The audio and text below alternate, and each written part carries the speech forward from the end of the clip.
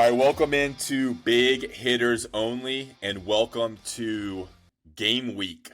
Week 1, UNC takes on TCU on Labor Day, and we put together a special podcast for you to listen to get set for UNC and the Bill Belichick era, year 1 under Belichick.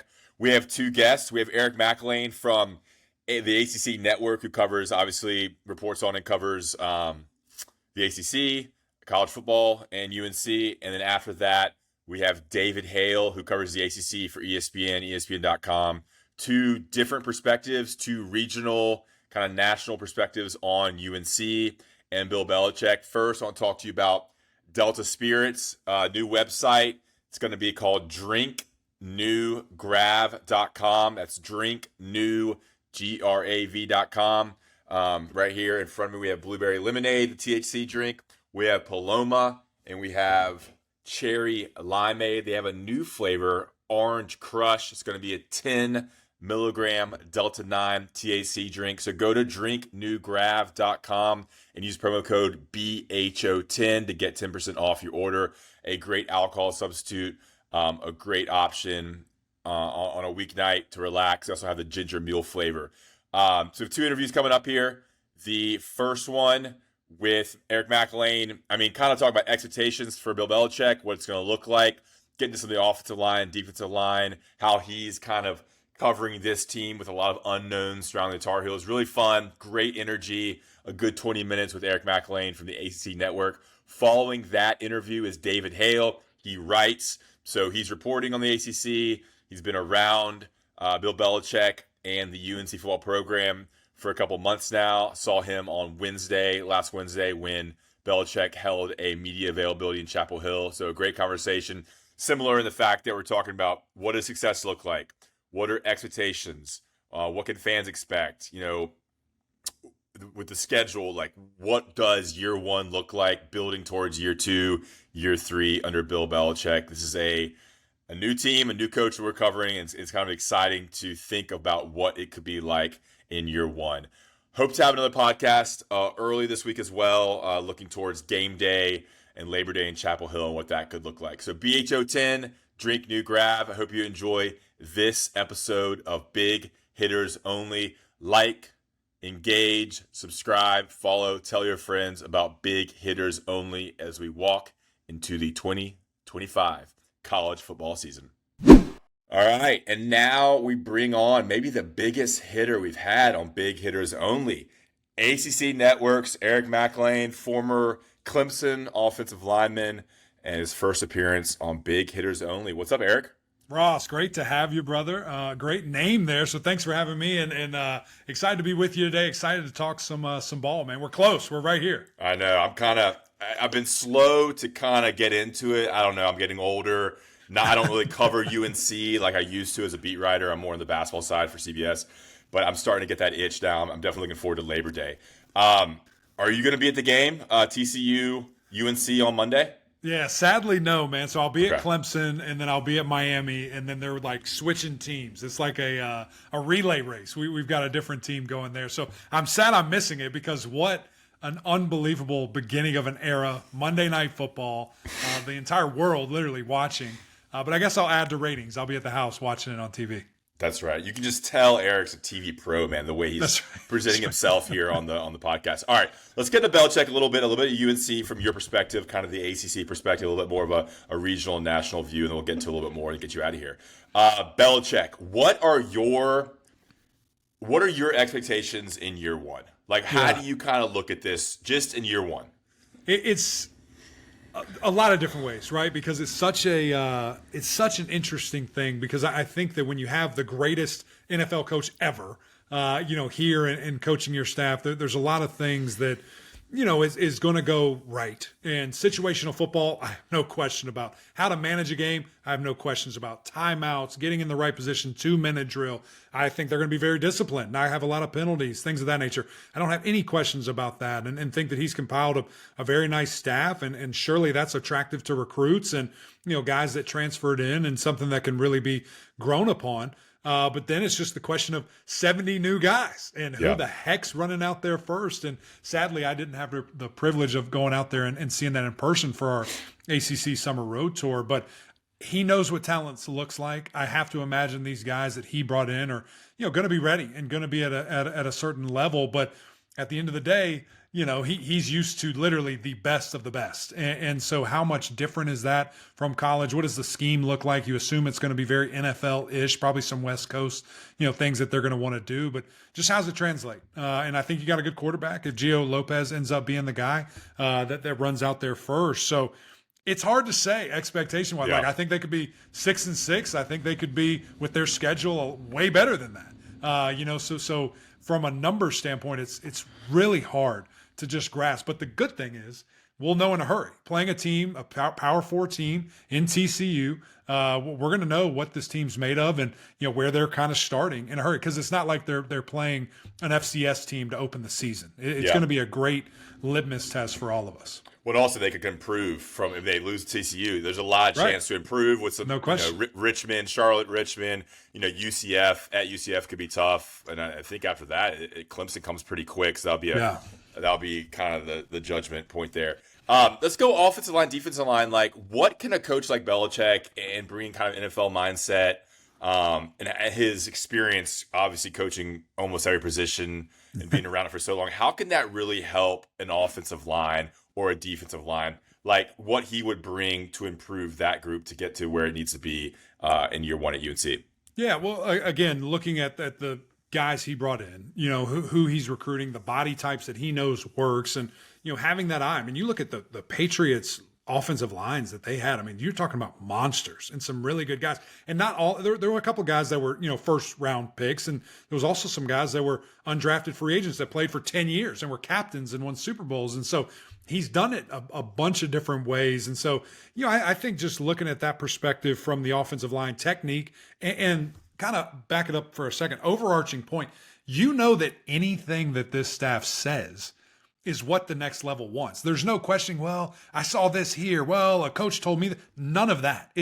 We know the blueprint. We know what you want. And so I think that helps a little bit too with just the buy-in. Like, anything that you're taught or told is what the best of the best do. It's what you're going to do at the next level. It's how they're going to handle that. So I think that ownership is really important. And, techniques that they know, things that they do is really going to help. But again, it comes down to how hard did you work in the offseason? How hard did you work in the weight room? How much bigger, stronger, faster did you get? And then on your own time in the film room, how much are you studying? Because as we know, everybody's good at this level. How can you take the next step in your preparation, understanding that if I see this guy line up this 3 technique, maybe a little heavy inside, he's shooting the gap. If I see that linebacker stacked up a little bit here in the B gap, he's dogging there, and then there's a delayed blitz behind him. Things like that you really buy in, that he's a mastermind at. Like, he's going to help them so much with tendencies and knowing what to look for and things of that nature. And so you just hope that the buy-in is truly there and they can make it happen. And again, I've got the roster pulled up right here. I'm looking at the defensive line, and it's a lot of new faces, right? It's a lot of new people. And, you're just looking at who are the leaders going to be, who are the ball hawks going to be, who's going to be out there running first. And like I said, we'll find out in a hurry, but I think, as you kind of mentioned, there's a lot in front of you. Whatever happens week one, we're going to really see the live adjustments from them. Like, they might be a totally different team in the second half, just based on how Belichick adjusts and the things they're looking forward to. And the fact that he's got iPads. He's not looking at still photos. This dude's literally carving up film right there on the sideline. And those live adjustments, I have to imagine, are going to be amongst the best in the entire country. Yeah, that's kind of been my take, is that the advantage Belichick's going to have over a lot of other programs and coaches is the in-game adjustments. The small tweaks is probably worth a couple points in every game. Exactly. And out scheming people late, or seeing one thing and then taking advantage of it and getting an extra touchdown or a turnover or a big stop. I think that's going to be the immediate effect of Belichick, because he hasn't gotten the roster he probably truly wants. Correct. And so this year, 8-9 wins, that's probably good enough. And then it's next year. It's 26 and 27 is kind of, all right, is this going to be a success? If you were a recruit, I was looking at your 24/7 Sports recruiting profile out of Jack Britt High School. What would be appealing to what UNC with Lombardi and Belichick is selling? If you're a 17-year-old, 18-year-old kid, what would be the most appealing aspect of this NFL kind of 33rd NFL team model be Right. to you? Yeah, well, I think just that, exactly that. Like, again, most, if not all, college football players at some point, their goal is to go to the next level. Their goal is to play in the NFL. Now, writing might get on the wall later in your career, injuries or whatever. But we all want that at some point. That's why we're playing. That's why we're doing this to chase that dream. And, just to be coached and be in the same, I mean, this guy, there's a certain amount of celebrity with it too. Like, just to be able to say, like, you know him, you talk to him, you've been coached by him. It's just a really big deal. And you think of how small the NFL is from a circle standpoint. I mean, if you're a halfway decent player and you're going head to head, kind of like I was in a camp, you've graduated, you moved on, and you're neck and neck with somebody. Well, if I have Bill Belichick calling X team to say, hey, my guy's, he's ready, he can take another step, you're probably getting that roster spot versus someone else. And so to me, man, it truly is about taking that next step, getting to the next level, and being with a guy and multiple guys that have done it so long at the highest level, and literally in Belichick being the absolute best. But also that development here, and how does that translate? We'll see with time. But I have to imagine it's going to be pretty good. Yeah, NFL angle. I mean, I think retaining transfers. You have a decent transfer, maybe starts 1 or 2 games, plays 100 snaps. Like, hey, we see potential in you. Correct. We need you to come back. Don't leave. We can get you Correct. to where you're a 3rd round pick in year 3 or whatever. I think that's huge. And that evaluation, 100%. I mean, because he's seen it, right? And he can literally tell you, hey, man, if you do this, this, and this, you go from 5th round to 1st round. And that's real. And we've seen that time and time again. Yeah. And then you see, a lot, like the Eagles always draft, like, Georgia players. Like, right. I think NFL teams will be like, all right, if we draft a player from Carolina out of the 27 draft, like, we know who's been coaching him. He's going to be able to handle what we do based on what we know from Belichick. I think that's, I as a UNC alum, I hope that is what happens. All right, let's go. Let's take a step back. ACC. I don't want too detailed of a preview, but I've been a little bit checked out. Clemson I know you're a Clemson alum. Clemson seems like heading above the top team.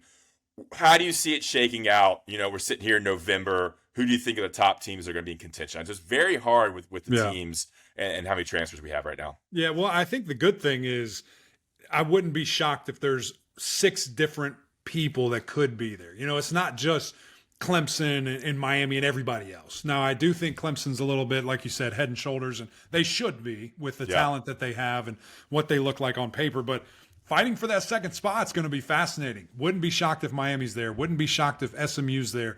Wouldn't be shocked if Georgia Tech is there with the way that they've played and the amount of people that they have coming back, specifically at the quarterback position. And then you start talking about Louisville and some dark horses like Pittsburgh. I think they have a really good team, and what they're going to look like. And so it is fascinating to me. I think this league is loaded with quarterbacks. I mean, you literally look pretty much across the board there. We've got some elite players that are going to be making big time plays and really delivering for these various institutions. But at the end of the day, when it all, like you said, when it all shakes out, just from a talent perspective, no games have been played. We look at the rosters. I see these guys here, these guys here. It should be Clemson and Miami, but that's why we play, and that's why we get to see it rolled out there. And who knows who can take advantage of that. What are you most excited about? You mentioned some things about this ACC season. I mean, you're selling this league to the nation. Yeah. Why should players, fans in the West Coast and Midwest, watch ACC football this year? Yeah, well, really, I do think it starts with quarterbacks, because we're going to have some good teams. Like those guys, you got a quarterback, you're in every game. Like that guy can will you to victory. And literally from, Clemson, Carolina, Duke, Pitt, Georgia Tech, Miami, like SMU, we've got them. We're loaded with unbelievable talent, and that's going to be fun football, right? It's not boring. Like we're going to be scoring a lot of points, on people, and then you have the defenses like Clemson, like Duke, like Miami, that we think Pittsburgh should be marginally better, that we think can take another step and really be those hard hitters, but. Man, there's some fun guys out there, and I think they're only going to be further highlighted by their skill players and their skill positions. So I don't know if I'm quite going out on a limb saying that we're the Big 12 of old, no defense, all offense, but there's some opportunity for that, because again, we have such great quarterback play and some really good coaches in this league. And the biggest storyline of them all. I mean, I think Belichick is so interesting from a national perspective. I think people are going to on that Monday, like the standalone game. They're gonna be so The numbers are going to intrigued. be insane. I mean, they're going to be insane. Yeah, and like people are just gonna say, like Belichick's. People would be like, "Oh yeah, I forgot Right. Belichick is coaching in Chapel Hill, wearing Carolina blue." Yeah. We were wondering, I was some friends wondering, like, where is Jordan gonna be? Is she gonna be like? Great Is it question. gonna be like a Taylor Swift cam, or is Right. she gonna be kind of hidden? I'm kind of interested That's to a see. good idea. Somebody needs to jump on that. That's an Well, interesting idea. I'm sure UNC would not want her to be I'd front and appreciate center, it. but hey, if I was ESPN, I would want her to be, Yeah. on, at least a couple times a quarter. No question. Yeah. All right. So what year are you in now with the ACC network? Yeah, this is year 7, dude. Okay, with that's crazy. ESPN covering football. And it's nuts to think about just because it's been such a journey and to see how it's grown. And man, I'm thrilled about this year. Like we've made some really big changes to how we're going to do things.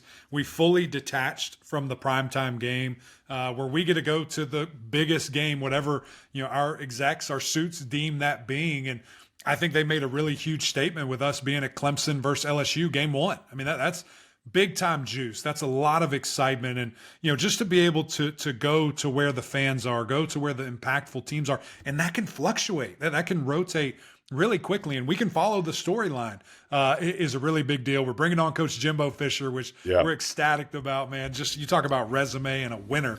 That guy's got it all. It's going to be really fun to chop it up with him, and of course my family and Taylor Tannenbaum and Eddie Royal. Excited to keep that going, and then we have studio support. Kelsey Riggs is back at the ACC Network, which we're thrilled about, and Tom Luganbill and some rotating people, and Coach Mark Richt will be up there. So it's going to feel bigger. It's going to look bigger.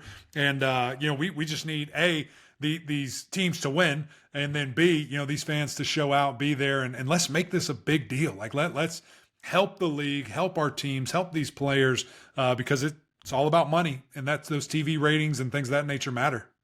So when you say you detach from the primetime game, what does that mean? You're going to, it doesn't have to be, tell me what that means. Yeah, so before, the 2-3 years before when we would be on the road every week, whatever that 8 o'clock ACC network game was, that's where the huddle was going to be every single week. Okay. This year, it's fully separated. So obviously Clemson LSU is on ABC. Like that's not even on our network, but that's the biggest game. So our pregame show will be there, and we're hoping that's a lot of juice and a lot of excitement. And obviously we're still covering every ACC team, but we've got 2 hours now. It's not just an hour show, so it's a bigger show, better show, more activation sites, hopefully some touch screens and some fun fan interaction, things of that nature. So there's a lot of investment from the network's perspective to boost this conference, which I think is a huge deal.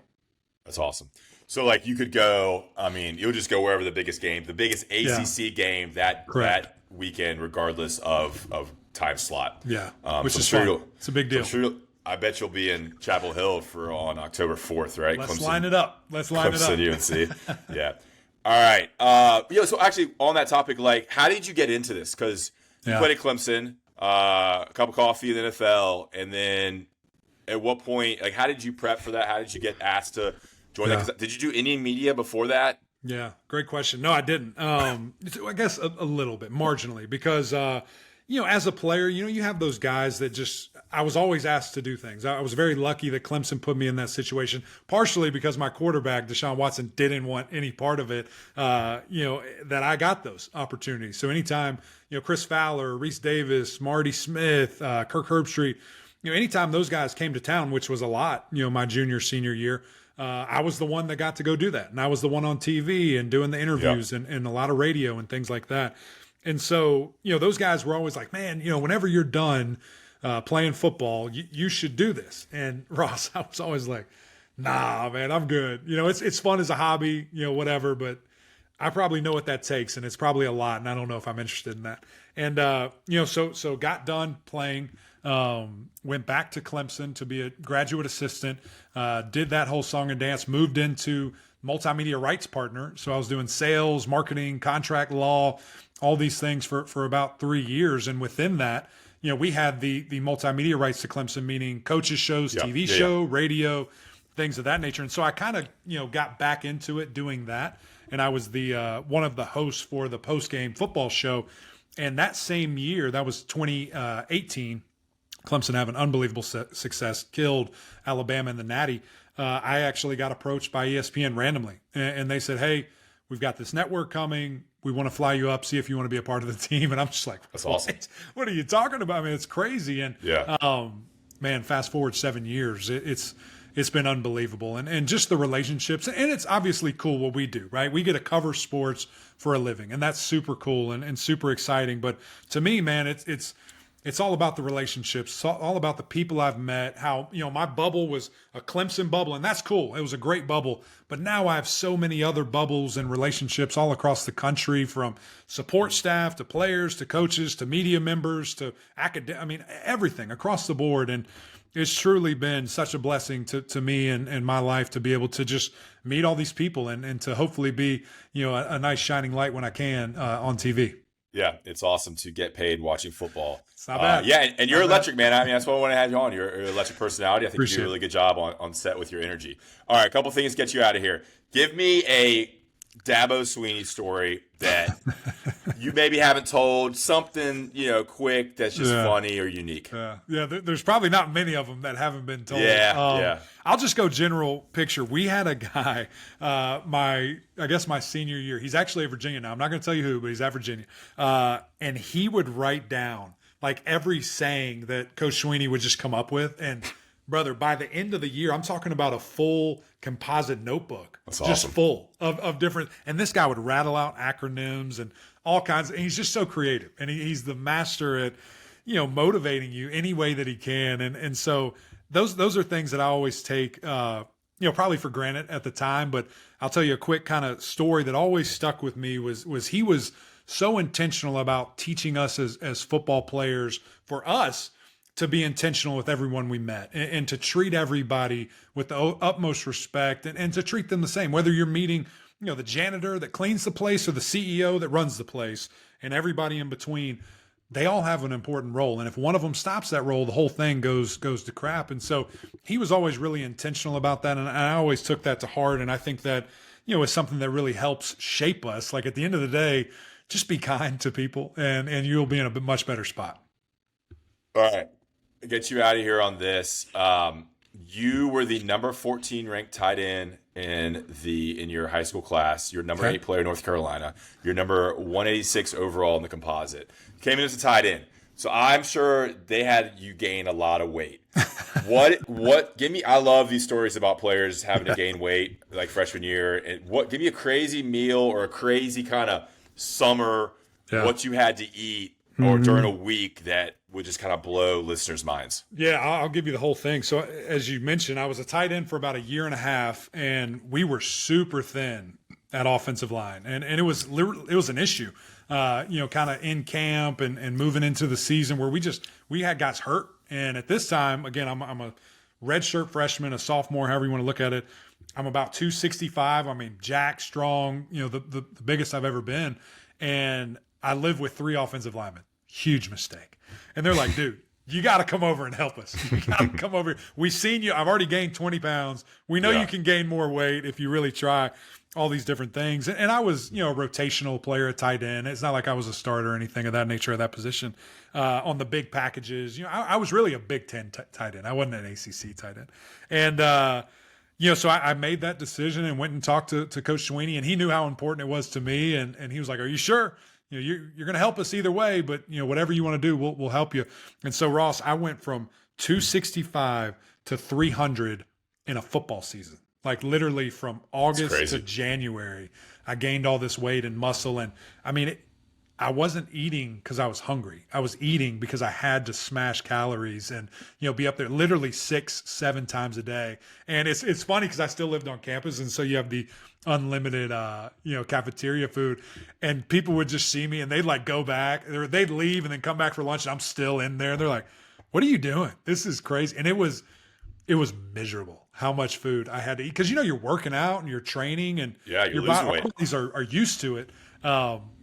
But I hated food for about a year, and then you kind of get to it and you can maintain it a little easier. What was the one meal that's like an easy, like I need this many calories? Yeah, I hear people waking up and like eating peanut butter jelly sandwiches and things like that. Yeah, here it is, dude. This was like my go-to. So it was like a bowl of cottage cheese, mandarin oranges, and Greek yogurt. And that was like, I probably had that 2 or 3 times a day. God. And it's just like, I hate my life. I hate my So life. so much So dairy. gross. It's So much dairy. So gross. Yeah. All right, Eric, that was awesome, man. Really appreciate your time. Yeah, and we appreciate you covering the ACC and bringing the man. energy and hype to this Come on. league. And we'll look forward to watching you on a TV very soon. That's right. I appreciate you, brother. It's going to be a big year. Excited for Carolina. And hopefully we're in Chapel Hill a lot. I hope we are. Awesome. And we now welcome on David Hale from ESPN, staff writer, college football, college basketball, mostly football for the ACC. David? Yeah, mostly football, a little basketball, a little What's Cougar up? flag every now and again. But I Yeah. try to avoid the basketball. I don't know. I'm not as smart on that. I'm not smart, period, but I'm definitely not as smart when we get to basketball. Yeah, a lot of good profiles and really good stuff on ESPN.com and great reporting and on the ACC network as well. We have David on to talk Belichick, talk UNC. I think we're 12 days away from kickoff.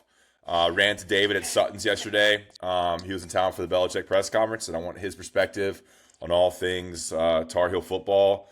Maybe a little ACC talk, but mostly what's going on with Belichick and UNC. So, David, after yesterday and all the reporting you've done and observed over the last, 8 months, what's your general thought on how you think this will go in year one?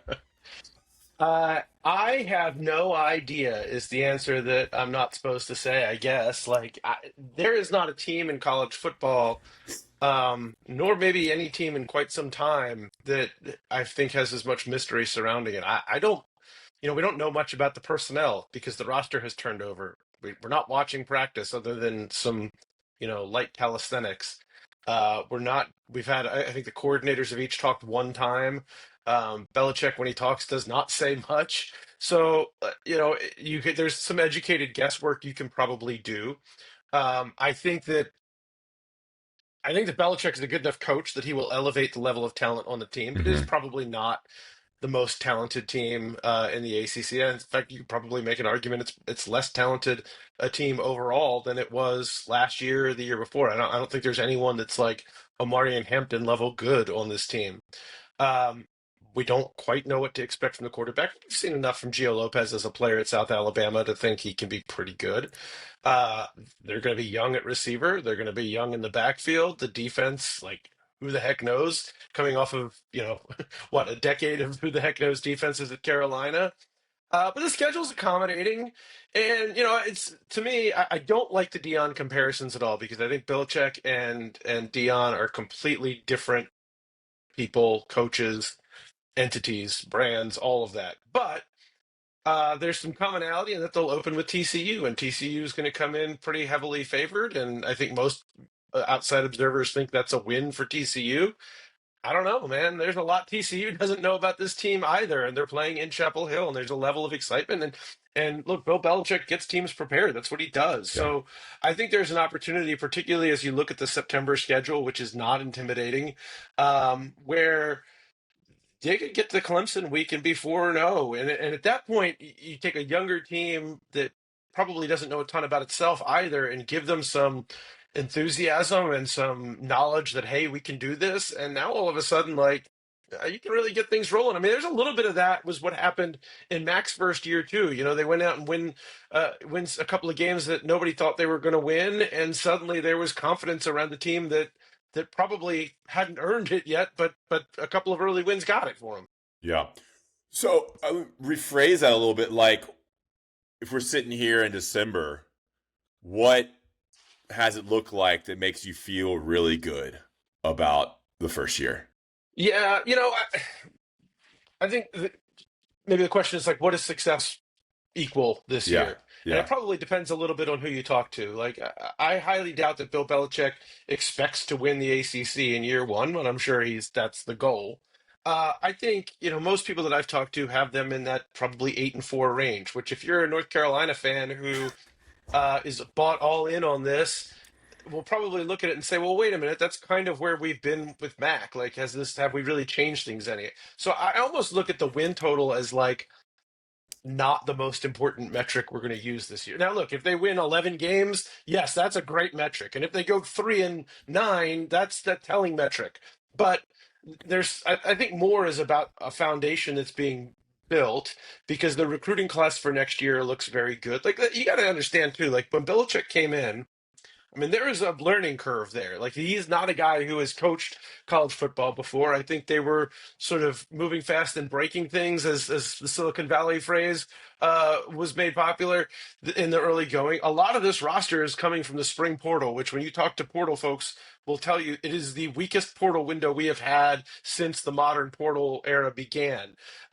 So, yeah, what does that equate to? My guess is a team that's going to go through some growing pains. So I think what you want to see is a team that looks like it has an identity, that looks like Mhm. it's playing with purpose and motivation and is prepared, and that has is going to have some guys that you are excited to bring back for 2026. So if we get to December and they're 8-4, but you can see the nuts and bolts of what 2026 can look like, Yeah. to me that's a huge success. Yeah, I think it's all building towards 26 and 27. I mean, I think coaches now are expected to flip things over quicker because of transfer portal. Like there's an expectation, and now you add the Belichick.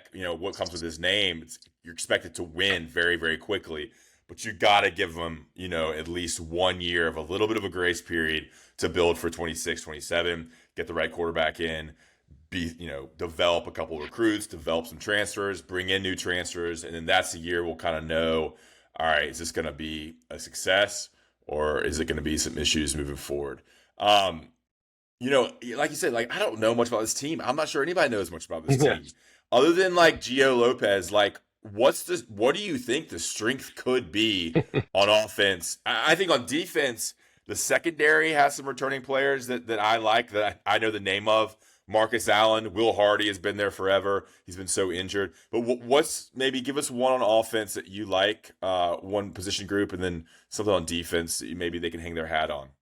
Yeah, well, look, I don't know that I'm saying I'm all in on buying on the receiving core, but the young receivers that Mac Brown signed in his last class, Mm-hmm. like they could have easily picked up and gone, but that was sort of a strength of that last recruiting class that Mac Brown had, and I know the offensive staff last year was excited about those guys, and the fact that Belichick kept them, I think shows that there's a little bit like it's a way to sort of bridge the gap, I think, between the two eras of North Carolina football, but do it in a way that these guys are high ceiling players. Like Jordan Shipp has a chance to be a superstar. Like these are good players. So I think that those are guys you can start to build around, and especially if you've got a quarterback like Gio Lopez, who is a really good improviser, Yeah. and then you've got some receivers that can create mismatches, like that has the opportunity to be a solid setup for them. Now you got to block. I like Aiden Banfield, but I don't know what the offensive line is going to look like, and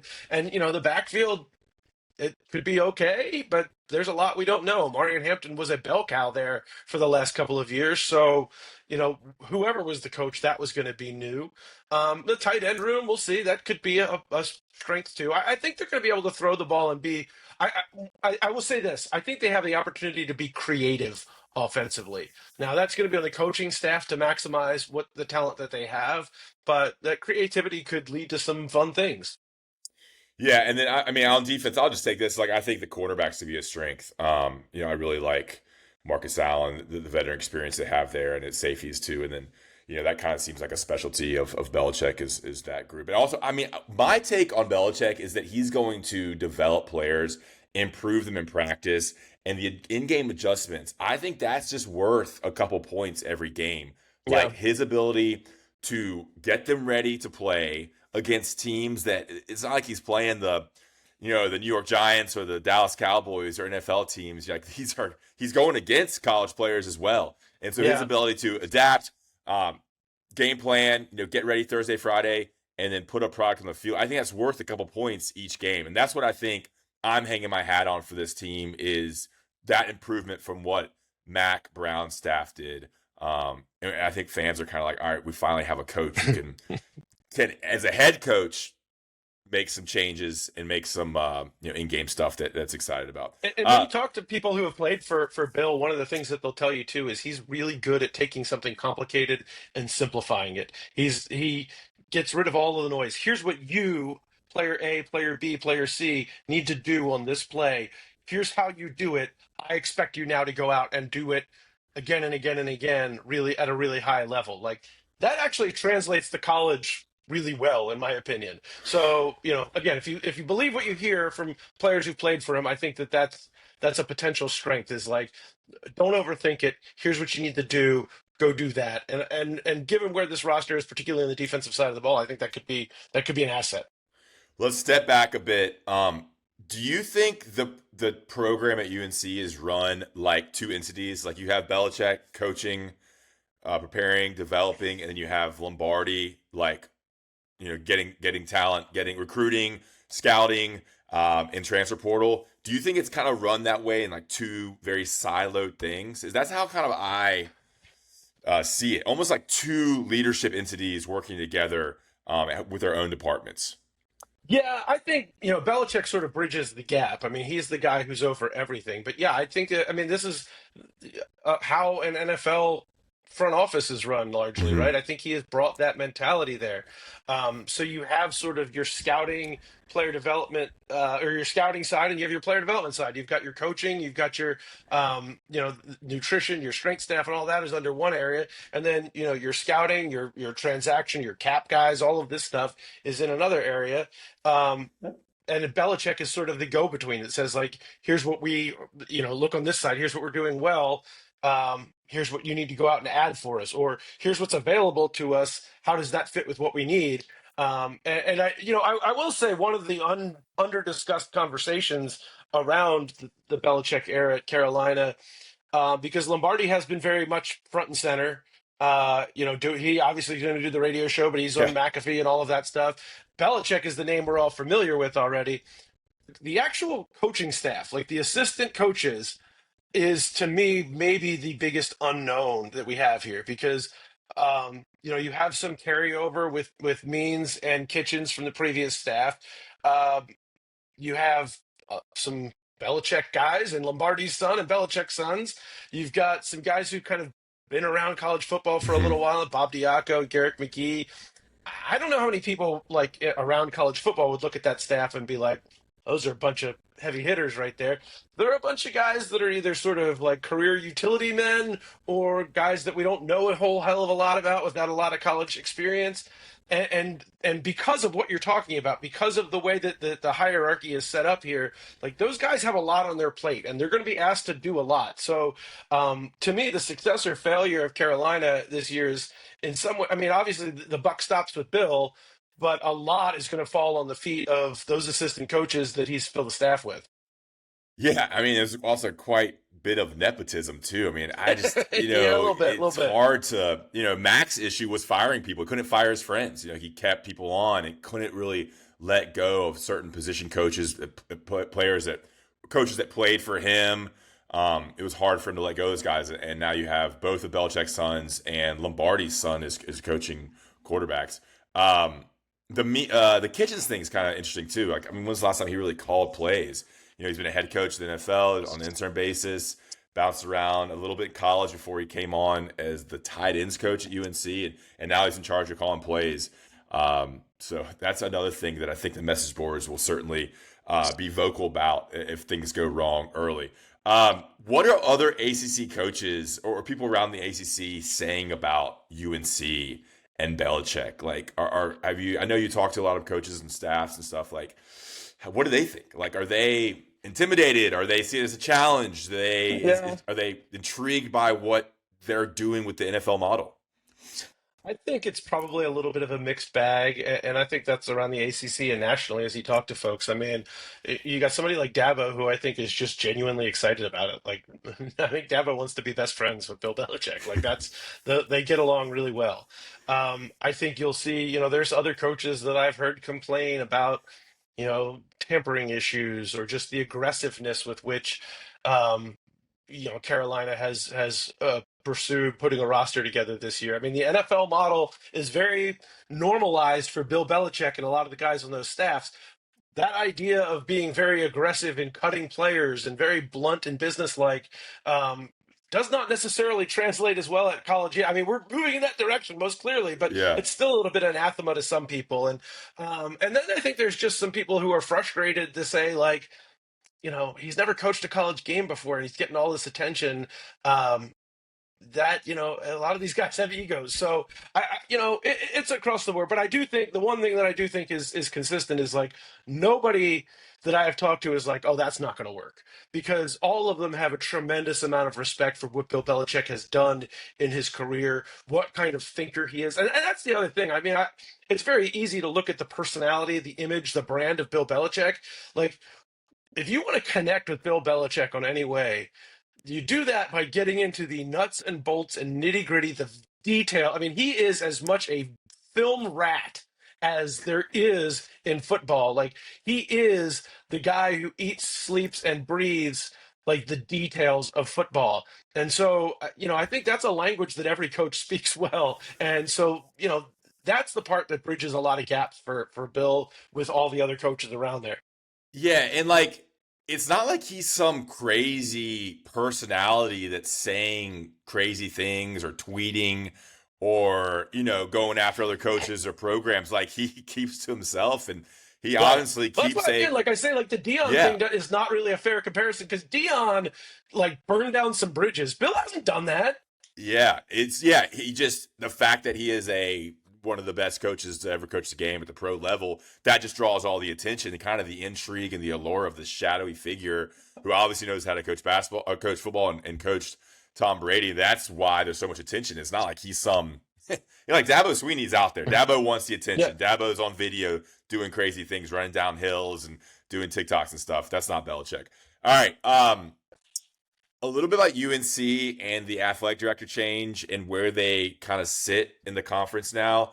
And what's your perspective on where UNC athletics, football, basketball is heading now and 5 years from now and 10 years from now? I don't know how much you've written and reported on that, but that's something I'm Yeah. super intrigued about.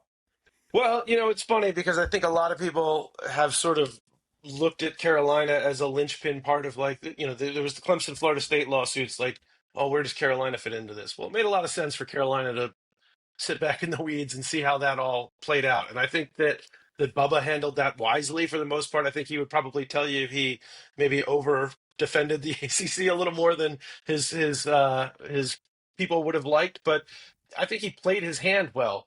But Yeah. then you look at sort of what is the future for UNC. Well, the way that the settlement happened with Clemson and Florida State is it really opened a door for UNC, who's been in the catbird seat from the outset. Like, that is the most in-demand program in the ACC because of where they are geographically, because of the Jordan brand, because of the history, because of football and basketball, and frankly, that they're good academics. Like, they fit in the SEC footprint. They fit in the Big Ten footprint. They're a good fit everywhere. And so they're going to be an in-demand program. So am I shocked by Steve Newmark being the guy? No, like, that very much fits with a program that sort of sees what the future is and where it's going, and understands that the places that they've got to play catch up in some areas too. But Newmark's, he's a lawyer. He's fought contracts before. Like, I think he is very much of a modern approach to thinking, and he's not coming in.